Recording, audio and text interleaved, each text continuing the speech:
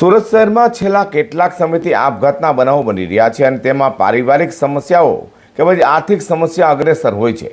તો સુરતમાં 17-18 વર્ષના બાળકોના પિતાએ આપઘાત કરી લેતા હાલ ચકચાર મચી જવા પામ્યો છે.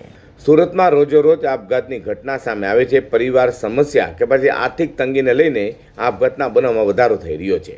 સુરતના ડિંડોલી વિસ્તારમાં આવેલા સણિયા શિવાંતા ખાતેની ઓમ સોસાયટીમાં પરિવાર સાથે રહેતા 41 વર્ષીય લાલચંદ તુલસીરામ પાટીલે પોતાના ઘરે આપઘાત કરી લેતા ચકચાર મચી જવા પામી હતી.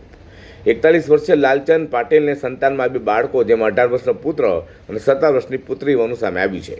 તો યુવાને આપઘાત કરી લેતા પરિવાર હાલ શોકમાં ગરકાવ થયો છે. रात को भाई 10 बजे फ़ोन किया, खाना खाया, बाद में सो गया। फिर बोला कि उनको नींद नहीं आ रहा है, तो मैं बोला फिर सुबह जो ऐसा हुआ 7 बजे पता चला कि ऐसा हुआ। उम्र 41 थी और सीवान होम प्लॉट नंबर 26 सनिया कॉलोनी। परिवार में लड़का है, लड़की है, भाभी है, कुछ झगड़ा नहीं कुछ नहीं। परसों तो भतीजे का सगाई भी था, 10 तारीख को सगाई हो। 41 વર્ષીય લાલચંદ પાટીલે આપઘાત કરતા પોલીસમાં દોડી ગઈ હતી.